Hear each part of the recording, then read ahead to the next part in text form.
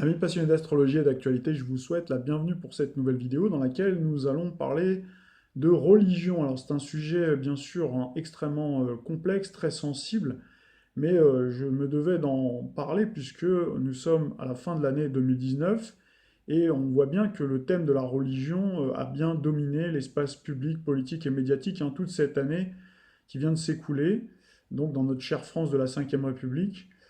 Donc c'est vrai que l'année 2019 est frappée du sceau de Jupiter en Sagittaire. Les initiés à l'astrologie le savent, et toutes les personnes qui ont suivi nos chroniques, notamment celles dédiées aux prévisions et prédictions 2019, on avait bien annoncé que Jupiter en Sagittaire allait valoriser ce thème de la religion.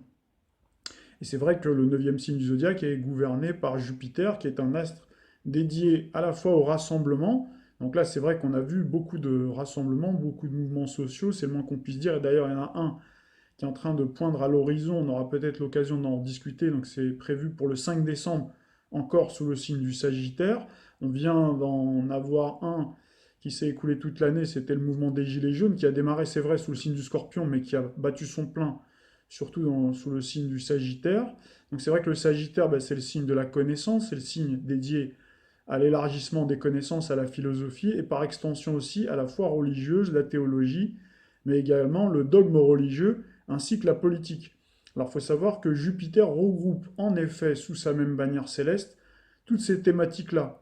D'ailleurs, Jupiter est aussi appelé le grand magistrateur suprême, et jadis, le roi détenait dans une main le pouvoir politique de diriger et édicter des règles de droit pour vivre en société, et de l'autre, il détenait aussi cette légitimité de droit divin avec l'assentiment et la bénédiction du clergé.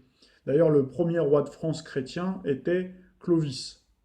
Mais lors de ces derniers siècles, vous le savez, notamment à la faveur de la Révolution française, consécutive aux guerres de religion qui ont gangréné la France, notamment pendant la Renaissance, ont depuis séparé ces deux pouvoirs avec un accouchement non sans douleur d'une loi sur la laïcité séparant l'Église et l'État. Alors cette loi votée par le socialiste Aristide Briand le 9 décembre 1905, encore une fois sous le signe du Sagittaire, prenait parti d'une laïcité sans excès, reléguant ainsi la religion chrétienne et catholique au second plan et évinçait définitivement le clergé de toutes les décisions politiques. Alors la France est ainsi dotée d'un régime politique dit républicain et laïque qui garantit la liberté de conscience et de culte sous les seules restrictions édictées par le législateur dans l'intérêt de l'ordre public. Alors la loi de 1905 fut à la fois une libération pour les religions de tout contrôle de l'État et pour l'État républicain de toute tutelle confessionnelle. Alors ce compromis législatif a garanti pendant des décennies la paix sociale et éloigné ainsi le spectre de revivre sur le sol hexagonal les épisodes sanglants de jadis et les guerres de religion, mais entre-temps, la France a été traversée par une pluralité de bouleversements économiques, sociaux et politiques qui ont réouvert cette plaie jamais complètement cicatrisée. Et je dirais même que la boîte de Pandore, avec de nouveau la menace de guerre de religion intestine, donc à l'intérieur de la France, donc pourrait éclater, mais cette fois plus entre musulmans et chrétiens, ou en tout cas plus du tout entre catholiques et protestants, mais entre athées, républicains ou français de confession ou tradition catholique, face à des Français ou immigrés et demain migrants musulmans. Pour comprendre comment on en est arrivé à cette extrémité, il faudrait faire une étude approfondie sur la corrélation qui existe entre les cycles planétaires et les événements historiques qui ont marqué et jalonné notre temps et progressivement transformé notre monde. Donc c'est ainsi, par exemple, que nous sommes en train progressivement de rentrer dans un nouveau paradigme qui reprend les accents d'une autre époque qui remonte à plus de 500 ans en arrière. Nous l'avons déjà dit lors de notre chronique sur Léonard de Vinci, au moment de la célébration des 500 ans de sa disparition, donc à la mort du savant, le ciel était marqué par les cycles Uranus en taureau, Saturne-Pluton en Capricorne et Neptune en poisson, exactement comme dans notre bonne vieille fin d'année 2019 où on retrouve ces cycles jumeaux. On avait bien expliqué qu'à l'époque, ça sonnait un petit peu le top départ du début des troubles religieux et un peu plus tard des guerres de religion.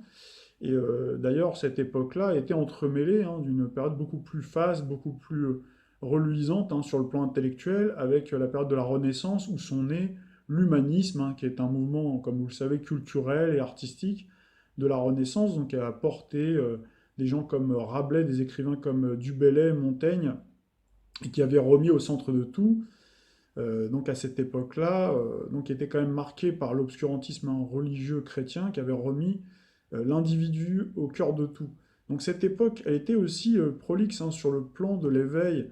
Donc au-delà de l'éveil intellectuel et des esprits, hein, il y avait aussi l'ouverture des espaces avec l'idée de la Grande Europe de Charles Quint, qui avait été d'ailleurs élu empereur le 28 juin 1519, au lendemain de la mort de Léonard de Vinci. Et c'est vrai qu'à notre époque encore, on reparle toujours hein, de cette Grande Europe. Donc on a eu hein, tout ça, et donc il est possible hein, qu'on retrouve encore à notre époque, hein, donc malheureusement, donc cette période trouble, avec des accents en tout cas de cette période trouble. Alors il faudrait bien sûr apporter d'autres explications beaucoup plus contemporaines, parler de la Révolution française, parler de la façon dont on a eu cette loi sur la laïcité, comment elle a été toilettée, ou comment elle a été interprétée ou mal interprétée. Donc il faudrait parler aussi des événements économiques, sociaux, des flux migratoires aussi qui sont venus, qui se sont juxtaposés hein, ces dernières années.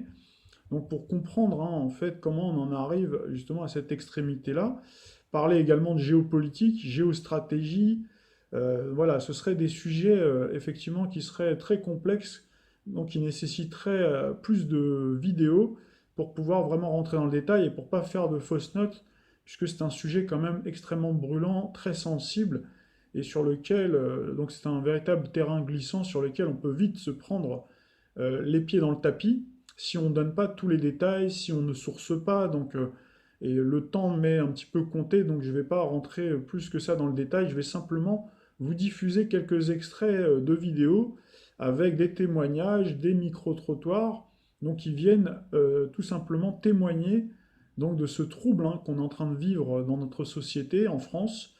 Et donc vous allez voir différents sons de cloche. Donc Sorties scolaires aux manifestations contre l'islamophobie, en passant par les déclarations d'Éric Zemmour, il était difficile ces dernières semaines d'échapper aux controverses liées à l'islam.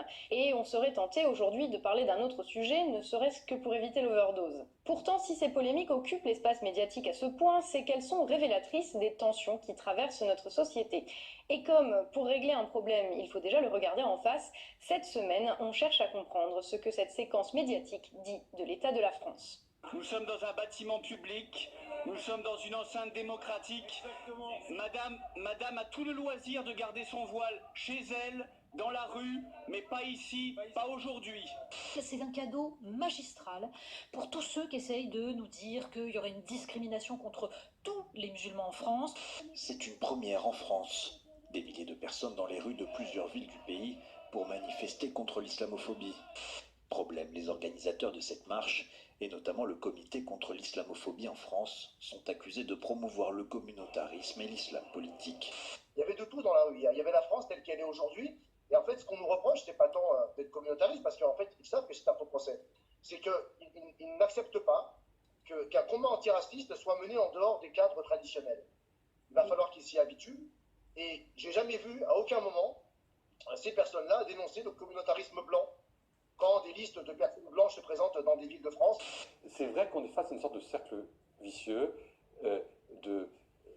d'affirmation d'un islam politique, de radicalisation, qui, par contre-coup, va entraîner, c'est évidemment pas pour le justifier, une radicalisation inverse de personnes racistes, haineuses, qui par contre-coup va renforcer l'affirmation d'un islam politique radical, etc. Donc on a ce système qui se renforce. Pour quelqu'un d'extérieur à notre réalité, il serait à première vue difficile de comprendre pourquoi un petit morceau de tissu comme le voile islamique déchaîne à ce point les passions. Mais dans notre contexte, la raison en est pourtant évidente. C'est que derrière le voile se pose la question de l'islam, une religion autour de laquelle plane dans l'imaginaire collectif un certain nombre de peurs, à commencer bien sûr par la peur du terrorisme perpétré en son nom, qui a durement frappé la France ces dernières années et dont la menace plane encore aujourd'hui. En fait, cette information, elle a diffusé vraiment dans la société française, dans son ensemble, quelles que soient les couches sociales, quel que soit l'âge des personnes, le fait que ces personnes vivent en ville ou à la campagne, etc. C'est vraiment un événement qui un impact extrêmement important. Pour les non-musulmans, on peut ajouter la peur de se faire imposer un mode de vie par une religion qui a gagné en visibilité et en audience ces dernières années. Ou, à l'inverse, la peur de contribuer à stigmatiser d'autres êtres humains du fait de leurs croyances. Pour les musulmans, ce qui prévaut, c'est plutôt la peur d'être assimilés à des terroristes. Et bien sûr, la peur des conséquences de cet amalgame, de l'agression verbale à l'attentat, les visant spécifiquement. 2 personnes ont été gravement blessées par balle devant la mosquée de Bayonne lundi après-midi. Selon la préfecture, un homme a tenté d'incendier le lieu de culte avant d'être surpris par 2 personnes et de leur tirer dessus. À Nice, ce qu'il faut savoir, c'est que le soir même, ma mère était encore au sol, elle avait un drap elle était juste recouverte d'un drap, et il y avait ma famille autour. Il y a une voiture qui s'est arrêtée et qui a dit bande de terroristes, c'est bien fait pour vous, cette fois-ci c'est votre tour. En fait, je me sens attaquée de 2 bords. Déjà par les fous qui proclament être dans ma religion, donc déjà c'est une attaque.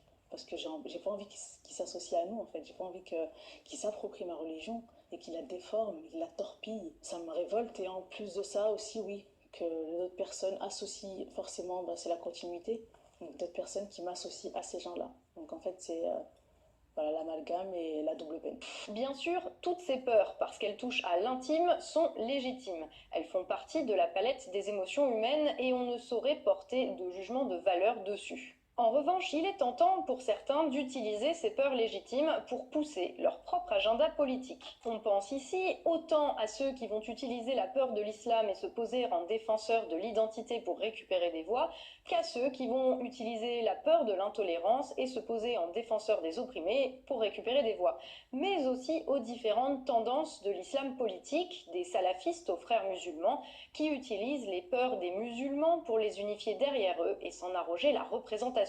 Jean Jaurès m'a sorti une étude mercredi dernier sur le sentiment que pouvaient avoir les musulmans en termes de discrimination et de racisme. Plus on est Bac+5 et plus on a le sentiment d'être discriminé quand on recherche un emploi ou quand on recherche un logement.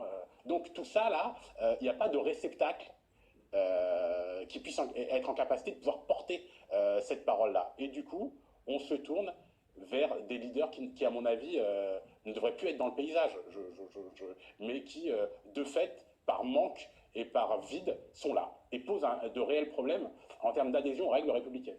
Elle va regarder, elle m'a dit non mais c'est une blague, vous êtes sérieuse, vous êtes voilée et vous cherchez un travail. Moi je suis désolée, mais j'accepte pas d'être voilée. En plus, ça fait même pas 2 jours que c'était la journée de la femme.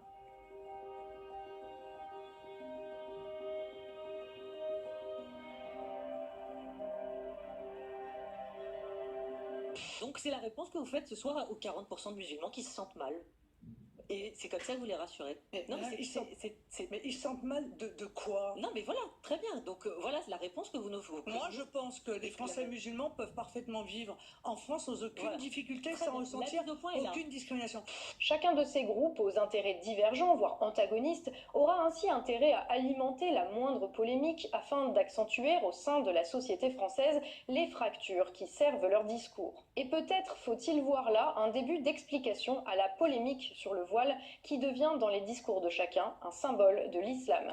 Il est pourtant loin de constituer une préconisation islamique évidente, mais mener une réflexion de fond sur la place de l'islam, qui impliquerait de la nuance, intéresse-t-il vraiment ces groupes?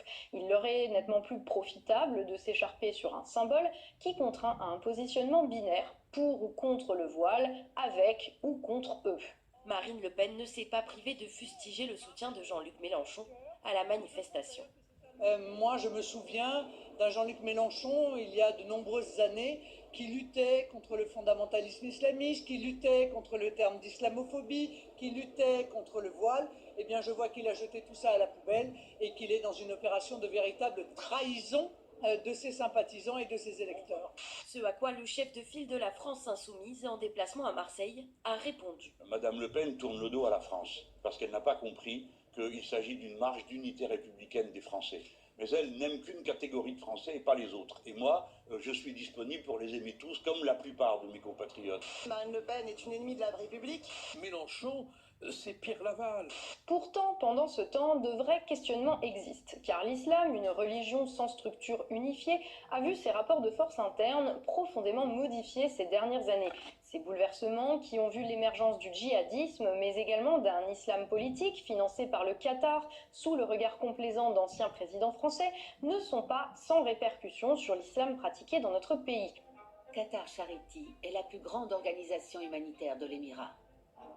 Fin 2016, un lanceur d'alerte qui a souhaité rester anonyme nous a fait parvenir une clé USB qui dévoile un programme européen de l'ONG. L'ensemble décrit le financement conséquent d'un vaste réseau d'associations proches de l'idéologie des frères musulmans à travers toute l'Europe. Toutes ces initiatives sont au cœur d'un projet qui constitue, selon cette plaquette de présentation, la promotion de la culture islamique, spécialement en Occident, et dans le monde en général. En France, selon nos documents, 22 projets ont été financés par la Qatar Charity. Des dizaines de millions d'investissements pour des mosquées, des centres islamiques ou des écoles. Tous ces projets sont portés par l'Association musulmane de France, l'ex-UOIF, Union des organisations islamiques de France, proche de l'idéologie des frères musulmans. Après Qatar, le Koweït, l'Arabie, chacun a sa vision dans leur pays, mais il ne m'impose pas sa vision en France. Voilà. Mais Nasser, si je vous dis que vous êtes un frère musulman, vous me répondez quoi? Tous les musulmans, c'est presque les frères musulmans, parce que vous êtes mon frère dans l'humanité, l'autre est mon frère dans l'islam. Ce sujet est tabou, en quelque sorte, parce qu'il fait peur. Parce qu'on sait que quand on parle de ce sujet aujourd'hui, on risque d'être catalogué. Si vous dénoncez l'islamisation, vous êtes d'extrême droite. Si vous, au contraire, dénoncez ceux qui dénoncent l'islamisation, vous êtes un islamo-gauchiste. On a l'impression qu'on ne peut pas avoir de paroles nuancées, modérées et surtout basées sur des faits. Ivan Trippenbach, quand elle a visité une école où elle a vu que les enfants dessinaient mais n'ont pas le droit de représenter de visage, etc., elle a été un peu choquée, ça peut se comprendre. Et en même temps, c'est dans la même école qu'on s'aperçoit que les parents mettent leurs enfants, parce qu'ils préfèrent que leurs enfants soient là où ils sont bien élevés, où il y a de la discipline, plutôt que dans la rue à faire les dingues ou à vendre de la drogue. Donc on voit bien, c'est à la fois un peu choquant et en même temps, ça peut se comprendre, ça peut s'entendre. Si l'on ajoute à cela le sentiment d'abandon par l'État qui touche l'ensemble des Français, se traduisant par un repli communautaire généralisé, apparaît rapidement une situation explosive d'archipélisation de la France que les débats sur le port du voile en sortie scolaire ne vont certainement pas contribuer à régler. Reste maintenant à savoir si ceux qui nous dirigent ont réellement intérêt à nous voir dépasser nos divisions.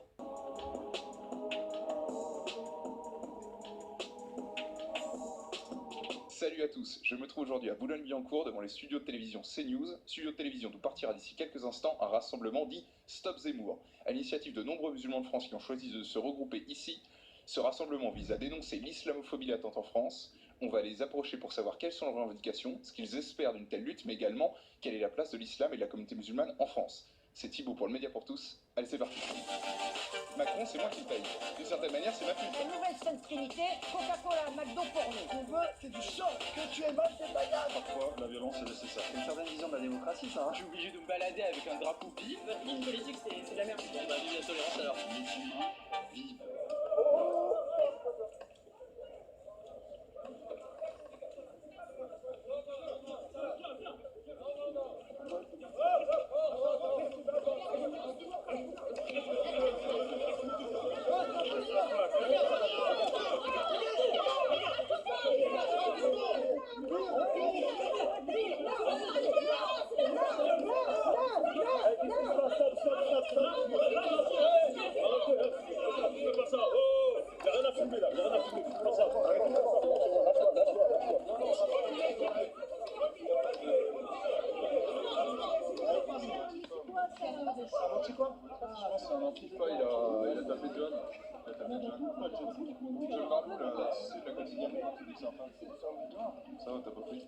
Non, il a essayé de me mettre une droite, je l'ai paré. C'est juste au début, il est venu, il a tapé avec les deux mains comme ça, tu vois. Je suis dessus, l'autre il est responsable, c'est son pote, la bagarre. Il m'a dit, ouais, moi je suis un antifa, tu vas voir, on va te chasser des manifs. Alors dis-moi, déjà, qu'est-ce qu'on fait là aujourd'hui?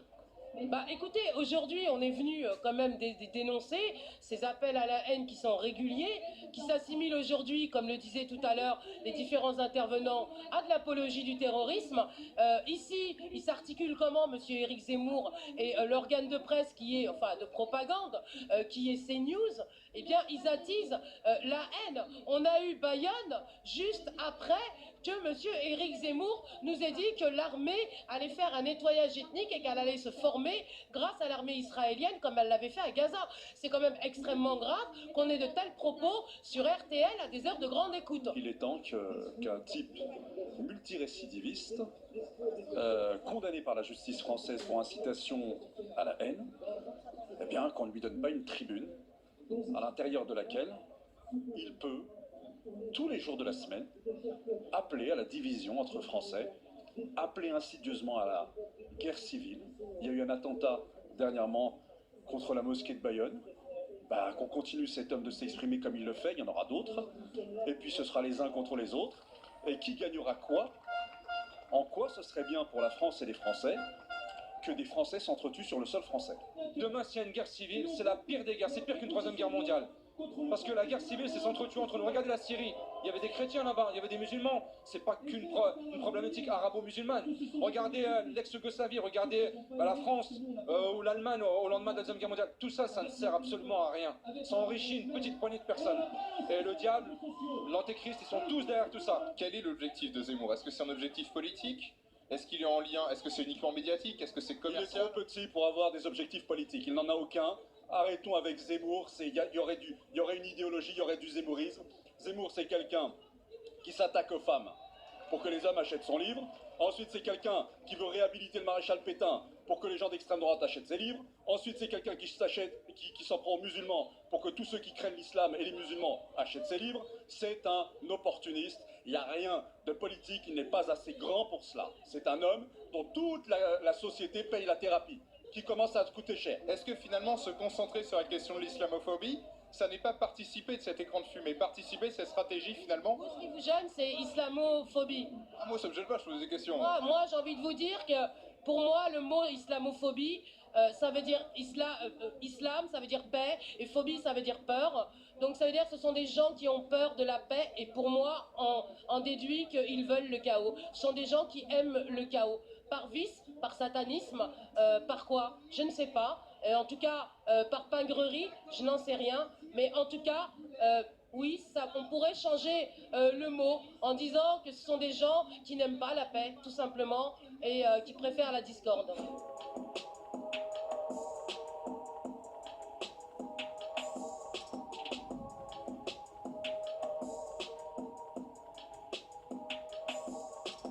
On va maintenant interroger des Français patriotes qui s'inquiètent face à l'islamisme et aux attentats qui frappent notre pays depuis plusieurs années. On va les interroger pour savoir comment ça se passe. Allez, c'est parti. La remigration, c'est la seule solution pour nous protéger contre l'islamisme. C'est-à-dire le retour au pays d'une majorité d'extra-européens présents en France et en Europe. Pas de musulmans, pas d'islamistes, pas d'islamistes, pas d'attentats. C'est simple, c'est clair, et croyez-nous, ce sera efficace. S'ils sont venus chez nous, si les moyens techniques ont existé pour leur faire traverser la Méditerranée dans un sens, alors ils existeront aussi pour les faire retourner chez eux. Est-ce que vous poser d'autres questions? Oui, ça vous en pas. D'accord. Déjà, savoir ce que vous faites là? Eh bien, je suis là pour manifester avec tous mes compagnons patriotes notre refus de l'islamisation de la France, de notre mise en esclavage programmée par Allah dans le Coran. Voilà. Théologiquement, la conversion, l'islam universel est contenu théologiquement dans le Coran. Absolument. Le projet musulman, c'est de remplacer le christianisme, qui est la première religion universelle, et de se substituer à lui, et d'imposer partout la charia. C'est le but, Sourate 2, verset 193, faites-leur la guerre jusqu'à ce qu'il n'y ait plus que l'islam. On pourrait croire qu'effectivement les musulmans sont victimes de quelque chose en France. Mais regardons les faits. Moi je reviens sur les faits. Quels sont les faits qui peuvent dire ça? Par contre, on peut s'interroger sur ce qui se passe en France, avec effectivement une montée des prières de rue, je suis désolé, mais les prières de rue, c'est bien une occupation du territoire illégal et qui pourtant qui sont protégés par ces messieurs de la police. Là, ces messieurs-là, ils protègent bien l'islam. Et dans les banlieues où il y a des feux, des bombardements avec comment j'allais dire, des armes, il n'y a pas beaucoup de flics. Par contre, dès que les gilets jaunes, nos compatriotes gilets jaunes manifestent un petit peu, vous envoyez 80 000 CRS pour leur taper dessus. Donc le mot d'ordre aujourd'hui, c'est stop islamisation, si j'ai bien compris. Oui. Stop islamisme, pardon. Bon, alors l'islam, tout le monde nous dit que c'est une religion, mais à la base, pour moi, c'est un régime politique, certes théocratique, qui met Dieu au centre du monde, alors que nous, les humanistes, nous mettons l'homme au centre du monde. C'est ça toute la différence. Et c'est ça qui rend incompatibles nos deux civilisations. C'est quoi la différence pour vous entre l'islam et l'islamisme? Alors, l'islam, c'est des gens qui ont une religion. Donc, une religion, c'est pas un parti politique. Donc, ces gens-là sont respectables comme les chrétiens, les juifs et autres. Pas de problème. L'islamisme, c'est une religion plus une politique. Donc, la charia. Et donc, cette voie, la charia, si vous regardez bien dans les textes, ils ont des exigences qui ne correspondent pas à notre République laïque. Donc je suis pour qu'on rétablisse la laïcité réellement en France et qu'on combatte la politique de la charia. Et puis les musulmans, s'ils veulent faire leur religion chez eux, il n'y a aucun problème. Chacun est libre de sa religion. Il y a eu deux manifestations, il y a eu la manifestation Stop Zemmour et il y a eu la manifestation Stop à l'islamophobie qui ont été décrétées la semaine dernière. Aujourd'hui, il y a cette manifestation. Oui. C'est d'où ça vient? D'où vient cette stratégie médiatique? Quel en est l'objectif? Parce qu'on voit qu'on nous construit tout un débat sur les médias en ce moment. C'est provoqué par ce dont je viens de vous parler. Je veux dire, à partir du moment où il y a une population étrangère dans un pays qui représente 1 ou 2%, il n'y a pas de problème. Si ça finit par devenir 15 ou 20%, ça finit par péter. Je veux dire, c'est parfaitement logique. Ça s'est toujours passé comme ça dans l'histoire de l'humanité. Les propos de Zemmour, ils sont dérangeants en tout point. Là, il est question d'islamophobie, mais il a déjà tenu des propos antisémites, des propos homophobes. Voilà. Oui, Éric Zemmour a tenu des propos antisémites. Donc, Éric Zemmour est problématique, mais pas que. Ce qui permet aujourd'hui à Éric Zemmour sur les plateaux de s'exprimer ainsi, c'est parce que derrière, en fait, le pouvoir, ça ne les dérange pas. Donc indirectement, ils sont complices. C'est-à-dire que cet acharnement vis-à-vis de la population musulmane en France, il est à la fois médiatique et politique. Certains répondraient finalement, oui, Zemmour a des positions radicales, mais c'est une question de liberté d'expression finalement. Zemmour a le droit de dire ce qu'il dit dans les médias parce que c'est la liberté d'expression, c'est la démocratie. Qu'est-ce que vous en pensez de cet argument? C'est un mauvais argument parce que la liberté d'expression, c'est quelqu'un d'au-dessus de nous qui décide, c'est la justice.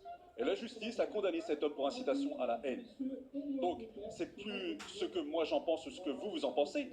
La justice indépendante, la justice en France est indépendante, et a jugé et a condamné cet homme pour incitation à la haine. Donc on n'est plus dans la liberté d'expression. Sous prétexte de la liberté d'expression, on ne peut pas dire n'importe quoi en fait. On ne peut pas être haineux envers une partie de la population. Voilà, donc nous en tant que citoyens français, on est venus dire stop. Mais au niveau de la liberté d'expression justement, c'est où se situe la limite?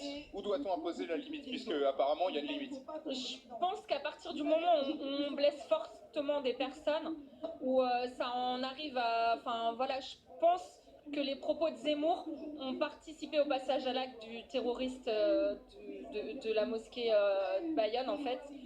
On peut pas... à partir du moment où il y a de la haine, on peut rire des choses, on peut parler de choses, mais à partir du moment où, quand on parle, on a la haine des personnes dont on parle, c'est là qu'est la limite en fait. Aujourd'hui, lorsqu'on écoute Macron, il tient des propos qui jusqu'à présent étaient des propos tenus par l'extrême droite ou par des élus du Rassemblement national. Aujourd'hui, il n'y a plus de frontières entre le gouvernement Macron et le programme par exemple RN. Quel propos en particulier vous pensez à une phrase ou... Par rapport à Macron, ses propos par rapport à valeurs actuelles qui répondent à l'immigration et puis qui répondent à valeurs actuelles qui est d'extrême droite. Nous, on attend que les organisations comme la Ligue des droits de l'homme, comme le MRAP, s'emparent de ces problématiques-là. L'islamophobie, c'est une forme de racisme, que je sache. Je veux que les musulmans ils soient dans le droit commun. Il y en a marre qu'on nous enferme dans des ghettos communautaires, entre guillemets, parce que c'est du communautaire bidon. Parce que si on était vraiment une communauté, comme d'autres, on pèserait sur la vie politique. Mais nous, on est fausse communauté. Donc on nous enferme dans des ghettos communautaires, identitaires, politiques. Après, on va dire, vous voyez, hein, ils font du communautarisme. Ben, c'est vous qui nous avez poussé là-dedans. Comme vous avez poussé dans les HLM pendant 40 ans, vous avez fait des ghettos urbains, vous faites des ghettos aussi politiques, identitaires, et vous vous étonnez après, et ben, c'est le principe du pompier pyromane, quoi. Donc c'est pas possible. Donc il faut arrêter, quoi. Faut arrêter de jouer ce jeu pervers là, de la division et de l'éclatement. Nous, on veut que les musulmans de France, en tant que citoyens, soient dans tous les espaces de droit commun. Ils soient dans la vie politique, dans la vie sociale, dans les syndicats, dans les associations, partout, comme tout le monde. Vous êtes royaliste? Ouais, moi je suis royaliste. Bah, je vais me renseigner, poser des questions. Mais en fait, vous n'êtes pas les bienvenus, en fait. Ah bon? On ne parle pas à tous les médias, et d'autant plus un média royaliste. Pour tous, ça. Et c'est pas un média royaliste, c'est un média indépendant. Vous êtes royaliste. Ah, moi, à titre personnel, Vous êtes oui. un FAF, donc vous avez rien à faire. Oh putain, Vous avez carrément. rien à faire là. Ah, carrément. Vous devriez partir. Je ne m'exprime pas avec des médias, des FAF, royalistes, d'extrême droite, enfin peu importe, j'utilise les mots que je veux. Donc je demande à ce que l'interview qui a été faite il y a quelques secondes, en fait, on la coupe. Vous m'insultez en même temps, en traitant de fasciste, c'est pas exactement plaisant, quoi. J'aime pas entendre ça tous les matins. royalistes, ils sont pas... Comme français. Ah ouais, vous pouvez lâcher l'affaire là. Ouais, mais je vais aller voir tous les membres de la sécurité en fait. Et pourquoi? Mais parce que, en fait, c'est un média d'extrême droite. Ah, d'ultra droite. C'est pour ça qu'on est là, quoi. C'est pas un média royaliste, on peut être royaliste et bosser pour un média qui ne l'est pas, voilà. Ouais, c'est le média pour tous. Oui, média pour tous, mais comme je sais qu'il y a le média pour tous, en fait, je sais ce que vous véhiculez. Voilà. Antisémite. Avec tout ça. Non, mais... Ah oui, d'accord, carrément, quoi. Ouais.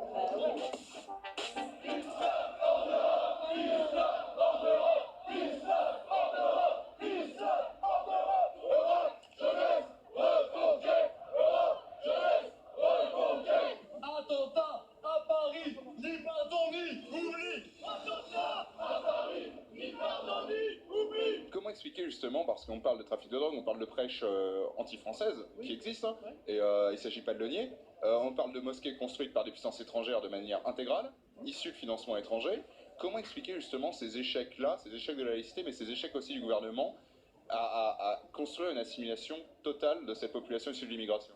Parce qu'ils n'ont pas envie. Tout simplement, ils n'ont pas envie. Ça leur fait un vivier d'électeurs potentiels. Quand vous voyez des Mélenchon qui va se compromettre avec des islamistes reconnus, pourquoi il fait ça? Et que vous voyez qu'après, il est dans des journaux islamistes, il est porté au nu en disant oui, c'est pour avoir quoi? C'est pour avoir des voix, pour se faire élire président. Donc il n'a pas intérêt de les combattre, il a plutôt intérêt de se les mettre dans la poche. Donc c'est du clientélisme, c'est du marketing politique. Il y a un entrisme partout de ces islamistes, dans nos hôpitaux, dans nos écoles, dans nos universités. Et aujourd'hui, il faut cesser tout ça. Il faut cesser tout ça, puisqu'il s'agit d'un enjeu civilisationnel. Tout simplement, il s'agit d'un enjeu civilisationnel. Est-ce qu'on veut poursuivre dans une civilisation, sur une terre accueillante, ouverte, qui accueille tout le monde, qui intègre tout le monde, dont le socle des valeurs est extrêmement important pour que tout le monde puisse vivre dans la paix et dans l'harmonie, et que les islamistes aujourd'hui veulent abattre. Et ça, on se refuse, on le refuse, et tout le monde, tous les Français, j'en appelle à tous les Français de refuser ça, voilà. Nous étions arrivés à une société de la connaissance, nous sommes en train de revenir à une société de la croyance, avec l'islam en particulier. Et ça, pour moi, c'est une régression considérable. Autrement dit, pour moi, moins vous avez de connaissances, plus vous avez besoin de Dieu. Si en revanche, vous disséquez, comme on l'a fait depuis des siècles, à partir des sciences, toute la nature, vous n'avez plus besoin de Dieu. Avant, il y avait le dieu de la pluie, le dieu du soleil, plein de dieux par thème. Parce que les gens ne comprenaient rien à la nature. Mais maintenant qu'on comprend de plus en plus comment ça fonctionne, on n'a plus besoin de Dieu. Il y a de moins en moins de place pour lui. Malheureusement, avec la montée de l'islam, on revient à un système de croyance. Je vous rappelle que quand même, pour eux, pour les musulmans, le paradis est une certitude. C'est absolument, il y a aucun doute. Ils sont certains, s'ils sont bons musulmans, d'accéder au paradis. Ils y croient dur comme fer. C'est même pas pour eux du domaine de la croyance. Pour eux, c'est une connaissance. Est-ce que c'est pas justement ce défaut de transcendance, oui. Est-ce que c'est pas justement cette absence de transcendance, qui nous fait défaut? Alors, il est tout à fait clair que les musulmans qui arrivent dans nos pays nous disent « Mais vous n'avez aucune spiritualité, vous êtes des simples producteurs, consommateurs. » Alors dans ce cas-là, d'abord, pourquoi ils viennent chez nous? Pourquoi ils ne restent pas chez eux? Est-ce qu'ils ne sont pas attirés eux aussi par cette société de consommation-production qui produit une sorte de bonheur, quand même, quoi qu'on en dise? Là, on est à mi-parcours de la manifestation, il y a des militants antifascistes qui ont tenté d'attaquer le cortège qui a été défendu par la gendarmerie. Bon, à suivre.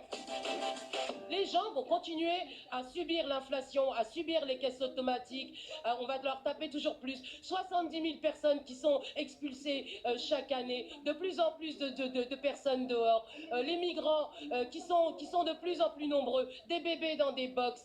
Des enfants qui meurent. Des familles qui meurent de faim encore récemment dans les journées. Une femme et sa fille qui sont mortes de faim sur le territoire français. On fait quoi pour ces gens-là? C'est les musulmans qui causent tout ça? Non, je ne le crois pas. Franchement, je ne le crois pas. Ils payent leurs impôts, ils participent à la vie sociale et économique. Les femmes musulmanes aujourd'hui, elles sont médecins, avocats, elles ont différentes casquettes et elles participent. Et c'est un faux message et c'est une fausse image qu'on veut donner des musulmans comme on l'a fait dans les années noires pour les juifs. Le juif a un grand nez, le juif est radin et tout ça, ça a mené des trains directement à Auschwitz. Est-ce que c'est ce qu'on veut aujourd'hui en France? L'islam aujourd'hui, c'est ce qu'il y avait en 39-45 contre les juifs. C'est dommage, c'est triste. Ou contre les chrétiens au temps des croisades, mais pas forcément des musulmans contre les chrétiens. C'est-à-dire qu'à chaque fois, on va choisir un bouc émissaire et il se transforme en bouc émissaire. Alors, c'est quoi le truc? C'est lui, c'est là. Les Roms, là, il y a quelques années, maintenant,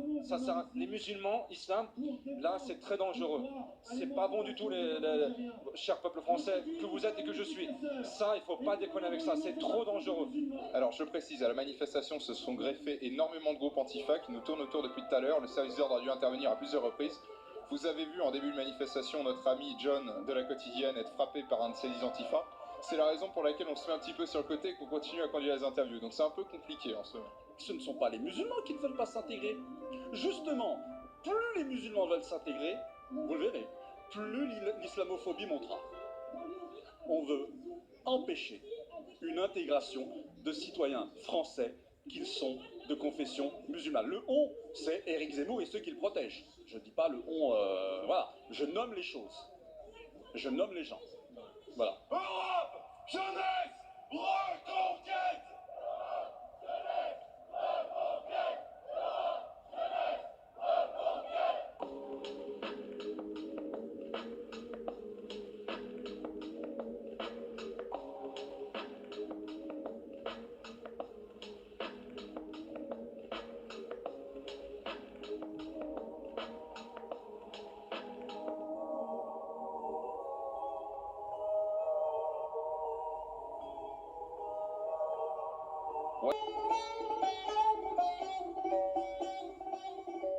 Bonjour à tous, je me trouve ici à Grande-Sainte, dans le nord de la France, dans le centre Zara France, un centre culturel musulman chiite, où la police a débarqué dernièrement dans une grande opération antiterroriste. Coup de tonnerre dans les relations entre la France et l'Iran.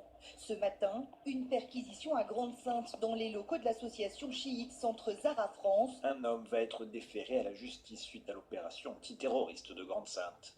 Il s'agit du trésorier de l'association chiite qui a été perquisitionné mardi matin. Alors que s'est-il vraiment passé? C'est ce que nous allons essayer de savoir maintenant. Bonjour. Salut. C'est joli, hein? C'est très joli.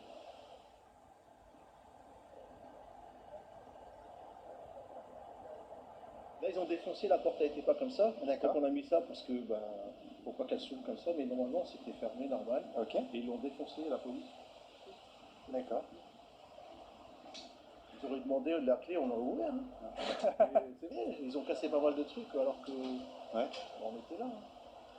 Ah ouais, ça c'est des drapeaux qu'on va peut-être mettre en vente. Ah oui, effectivement. Le petit paillasson. Donc là, tu es au centre. Donc on a une maison d'accueil ici. D'accord. On a une salle de conférence et on a la fameuse salle de prière. D'accord, ok. Et puis on a une tonnelle là, pour Ou en famille, tu sais, on fait des barbecues et tout ça. C'est très familial ici. Hein. Ça, c'est, en fait, ils ont explosé ça. Enfin, ça a été fait à l'explosif. C'était pas comme ça. Hein. Ça a été boum. Donc, bon, en général, quand tu as des invités, on les prend. Voilà, ils viennent là. C'est notre maison d'accueil, en fait. Je te dis pas. Hein. Ça, c'est des trucs automatiques qui s'ouvrent très très bien comme ça. Ils n'ont jamais su comment l'ouvrir. Donc, ils l'ont défoncé avec un truc et ça a tombé, ça a basculé de l'autre côté. Ce qui fait que c'est sorti du rail et de l'autre côté c'est moche. Mais en fait il fallait juste faire ça. Ils ont fait ça à plusieurs portes. Ah ouais, c'est du beau travail. C'est des portes coulissantes et eux ils les poussaient comme un Il fallait juste faire ça. Et ça s'ouvre. Et il y avait quoi alors? Ils ont découvert quoi ici? C'était vide. C'était vide comme ça là? Ah oui, c'est comme ça, oui, comme ça, oui, oui. Ah ouais, d'accord. Oui, c'est une maison d'hôtes. Des fois, quand on a des fois on a des amis qui viennent de l'étranger ou quoi, on les accueille des fois ici. C'est vraiment une maison à disposition. Tu vas voir le centre comment il est. Hein. Bah, le terrorisme, quoi, comment il... Ah oui, on le sent, le terrorisme. Ils étaient combien alors à intervenir? Je ne sais pas. Mais d'après les médias, 200, je crois. Il y avait du monde, hein, c'était blindé. C'était la grosse opération antiterroriste, là. Bah, nous, on ne connaît pas, on n'a jamais eu, on ne sait pas ce que c'est ces trucs-là. C'est la première fois, donc d'après leur dire, oui, c'est une très grosse opération. Donc ça, c'est notre salle de conférence que tu as eu l'occasion de peut-être voir dans des vidéos. Bien sûr. C'est très beau, hein. Très bien meublé. On a essayé de faire ça avec goût, tu vois. Tu vois, c'est un joli bateau qui symbolise un petit peu le voyage vers la Palestine. Ouais. Bon, c'est la salle de prière, d'accord. Bon. Rien de spécial, une petite salle de prière normale, quoi. Et là, on fait les discours du vendredi, là-bas, avec quand même de beaux tapis persans. Hein. Ah ouais. C'est vrai. C'est magnifique. Je vois que tu es un connaisseur. Hein. Et ils vont la fermer, cette salle? Ils veulent la fermer, ouais. Pour qu'on prie plus. Pour qu'on prie plus. Nos prières, je sais pas, ça leur fait peur, je sais pas.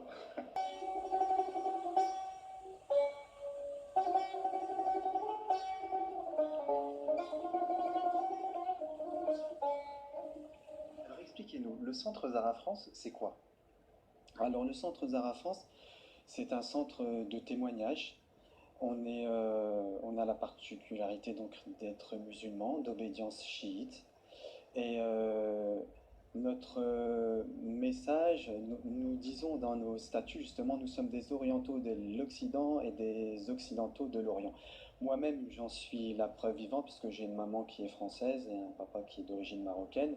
Nous essayons du mieux que nous pouvons de témoigner d'un islam authentique et surtout de l'unité entre tous les croyants, les chrétiens, les juifs, les musulmans, unis, nous avons la même foi, nous croyons en un Dieu unique. Donc vous ne cherchez pas à convertir à l'islam, mais plutôt à marcher main dans la main avec les autres religions. Tout à fait. Notre rôle, c'est de témoigner de ce que nous pensons être juste, de témoigner de ce que nous pensons qui apportera du bien à l'humanité. Nous n'avons aucun intérêt à vouloir imposer comme on voudrait le faire croire, la religion de l'islam. Bien au contraire. Au contraire, on aimerait vraiment que les chrétiens, parce que nous sommes sur une terre chrétienne, et nous aimerions bien que les chrétiens retrouvent la liberté de pouvoir pratiquer leur religion comme ils l'entendent. Alors dites-moi, monsieur Guasmi, quel est votre message justement religieux? Est-ce que vous voulez que les Français se convertissent à l'islam? Est-ce que c'est ça votre message? Non. Ah, quel plaisir qu'on aura de voir la France chrétienne. Et punaise, on porterait sur nos épaules les chrétiens. C'est leur terre, elle est spoliée par le terrorisme et le sionisme. Elle est spoliée par tous les personnes qui veulent la déséquilibrer. Les chrétiens doivent retrouver leur nature et leur source. C'est le terreau de la France. Quiconque vient pour dire ou faire quoi que ce soit du prosélytisme pour que les Français deviennent autre chose que ce qu'ils sont, il faut d'abord leur redonner leur identité. Français, vous êtes chrétiens, soyez fiers de l'être. Vous avez une très belle religion. Vous avez le meilleur des hommes, le Messie. Revenez à cette révélation, prenez le règne de votre pays. Nous, musulmans, on n'est là que pour vous assister. On est là que pour vous dire, nous sommes avec vous. Patrice Carteron l'a reçu Et lui, il met ni sa langue ni ses poings dans sa poche. Il sait comment les utiliser et il sait comment parler. Et je lui ai demandé de venir parce que ce qui s'est passé récemment entre Zineb El Razoui, le rappeur Booba et une certaine séquence chez Cyril Hanouna dans Balance ton poste ou dans Touche pas à mon poste, était quand même assez significatif du climat qui règne actuellement. Et on va en parler avec Patrice Carteron, pas seulement là-dessus, mais sur le 10 novembre, sur le 11 novembre, sur les fractures françaises. En fait, qu'est-ce qui se passe dans ce pays pour qu'on en soit arrivé là? Et ça m'intéresse vraiment de l'entendre, et vous aussi, auditeurs de Sud Radio. Alors, Patrice Carteron, d'abord, je voudrais commencer par vous demander, effectivement, bon, le 11 novembre hier, on fêtait, je me rappelle, et Blanquer a bien fait de le rappeler, ça a été le premier acte de résistance. Vous savez, des lycéens qui sont allés le 11 novembre 40 manifester sous occupation allemande, ils ont été arrêtés et la moitié a été fusillée. Bon, c'était en 11 novembre 1940, en pleine occupation allemande. Le 10 novembre, on a assisté à la manifestation contre l'islamophobie, on en a parlé avec les gens qui étaient là, des politiques, et puis des gens qui disaient mais oui, on en a marre de Zineb, on en a marre de ceci, on en a marre de cela, et puis les musulmans sont traités comme les juifs de 40, etc. etc. Qu'est-ce que ça traduit pour vous, Patrice Carteron? Déjà, c'est des conneries. On va commencer direct. Les musulmans, ici en France, ils peuvent faire ce qu'ils veulent. D'accord? Ils ont le droit de culte. Dans les années 80, il y avait quasiment pas de mosquée. Dans la cité où j'habitais, c'était un local à poubelle, la mosquée. Aujourd'hui, il y a une grande mosquée. Donc les mosquées, il y en a partout, etc. Donc, vous habitez où, à la Grande Bande, à Grigny, à la Grande Bande. Donc, à un moment donné, la France, elle a beaucoup évolué. Donc on ne peut pas dire qu'ils n'ont pas droit de lieu de culte ou quoi que ce soit. Donc tout ça, c'est du cinéma. Il n'y a pas d'islamophobie. C'est totalement faux. Cette histoire de ceci, cela, ça fait partie du paysage. Moi, j'ai des gens qui sont voilés, qui viennent chez moi. Voilà. C'est pas mon truc. Chacun fait son truc. Bon voilà, c'est la loi, on laisse faire, mais en fait, moi les gens, voilà. Mais il n'y a pas de peur, mes enfants n'ont pas peur de tel ou tel. C'est pas ça qui me dérange. Qu'est-ce qui vous dérange?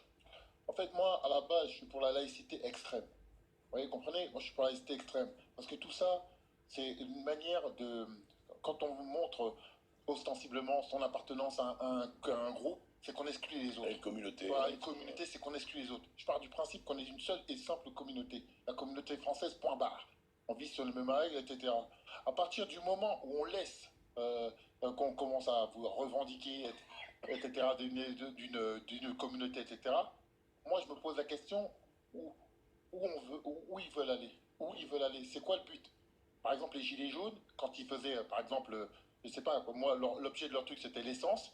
Bon, et à la fin, la finalité, c'est le pouvoir d'achat. Maintenant, moi, je veux savoir, c'est quoi la finalité de leur truc. Vous pensez que c'est entièrement politique, c'est organisé politiquement bien et sûr, tout, quoi? Bien sûr. Moi, maintenant, je veux savoir, c'est quoi. Parce qu'il n'y a pas de souci, en vérité. Il n'y a pas d'islamophobie, c'est totalement faux. Donc, qu'est-ce qu'ils cherchent?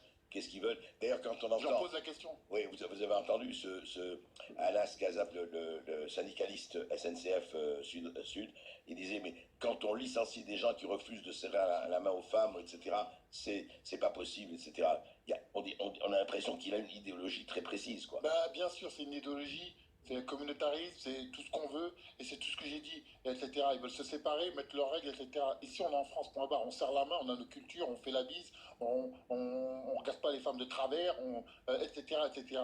À partir du moment où on vit dans un pays, on suit les règles, point barre. Moi, quand je vais en Algérie, je disais salam alaikum, la paix soit avec toi. Je ne suis pas musulman, mais c'est parce que ici c'est bonjour, et là-bas c'est salam, point barre. En fait, on suit les règles du pays. On suit les règles du pays, point barre. Le reste, il y a 6 millions de musulmans. Là, on a vu une micro-manifestation qui sert à rien. Ok. Le problème, ils ne sont pas nombreux. Mais le problème, c'est l'idéologie. C'est l'idéologie qui véhicule. Ouais, le projet politique ou autre. Exactement. Exactement. Les 6 millions il n'y avait pas 1 million de musulmans dans la rue. Donc ça prouve bien que les musulmans ne se sentent pas victimes d'islamophobie. Tout ça, c'est des bêtises. C'est du grand n'importe quoi. En fait, c'est du cinéma. Oui, qu'ils développent les victimes, les concurrences des victimes. Nous, on est victimes, nous, on est victimes, nous, on est victimes. Exactement. Victimes de quoi? Quelle personne, quelle femme voilée en France a été assassinée parce qu'elle a une femme voilée, parce qu'elle a été voilée? Qui a été frappé pour ceci? Non, faut arrêter. Qu'on nous parle d'une exception, d'un truc. De quoi on nous parle? À un moment donné, il faut arrêter de dire des choses qui sont fausses. Oui, de rappeler un peu les bases. Alors justement, Patrice Carteron, c'est intéressant parce que vous avez été au centre d'un épisode qui est très caractéristique de ce qui se passe. Je le rappelle, hein, Zineb El Razoui, qui est une militante qui est anti-islamiste, qui est anti-intégriste, etc., qui, comme on le sait, est protégée par la police parce qu'elle est menacée de mort depuis des mois et des mois et des mois. Et elle s'est exprimée sur le plateau d'émission de CNews, de Pascal Praud, et voici ce qu'elle disait. Il faut dire que, par exemple, sur les événements de Mantes-la-Jolie, les événements récents, le guet-apens organisé à une petite patrouille de policiers par une centaine je ne sais pas, de racailles. Bon, il faut dire les choses comme ça. Moi, j'ai vu un peu ce qui se disait sur les réseaux sociaux. Oui. Les gens de tous horizons étaient absolument unanimes. Il faut que la police tire à balles réelles dans ces cas-là. Non, mais... Ah bah si, vous avez un guet-apens de 100 barbares qui prend... il faut que la police puisse... La police américaine aurait tiré à balles réelles pour bien rendre ça. Nous ne sommes pas aux États-Unis. Alors, on est en France, on n'est pas aux États-Unis. Tirer à balles réelles, effectivement, elle est allée loin. Mais ce qui est intéressant, enfin, et après tout, c'est son opinion, c'est une opinion, elle ne demande pas à la police, elle n'est pas directrice de la police, ni ministre de l'Intérieur, Zineb El Razoui. Mais alors, le rappeur Booba a menacé la journaliste sur Instagram. Et voilà ce qu'il a dit, Booba, ce qu'il a écrit. Alors, il a écrit « Pourrissons la vie à cette grosse merde puante. Oh putain, mais c'est qu'elle est sérieuse, cette suceuse d'empereur romain. » Et quelqu'un a ajouté « Laissons Allah le faire. » Il a dit « Oui, mais on peut quand même la punir nous-mêmes. » Et effectivement, vous, Patrice Carteron, vous avez réagi. Alors, vous avez fait un sonore.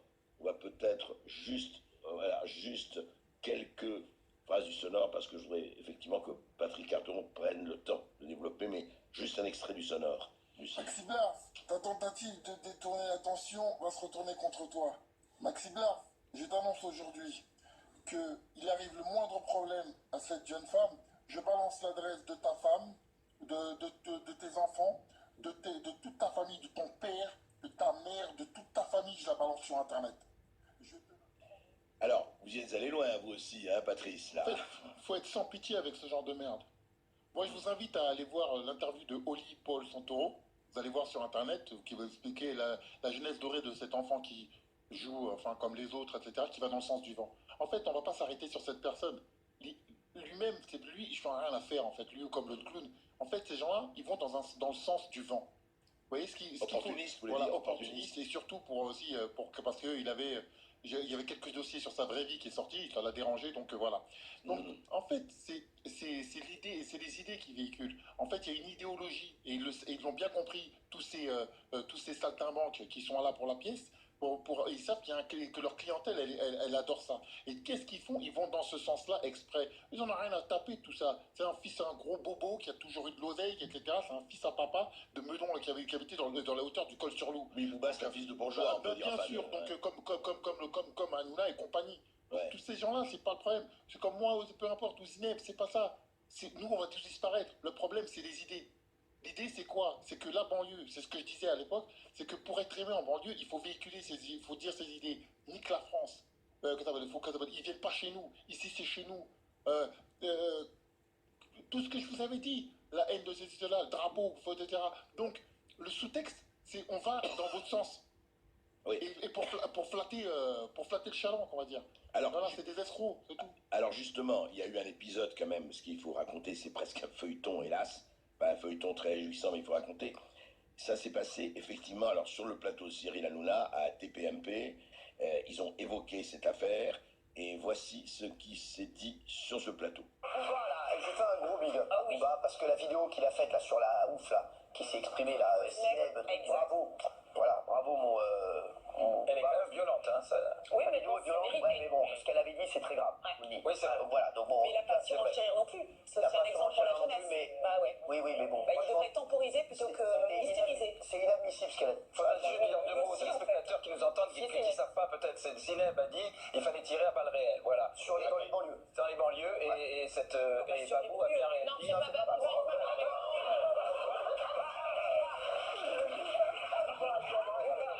Un peu violemment, mais comme on le connaît, voilà, il est comme ça, Booba. Il est sanguin. moi c'est mon ami, voilà, je l'embrasse fort. Et je trouve que voilà, c'est inadmissible.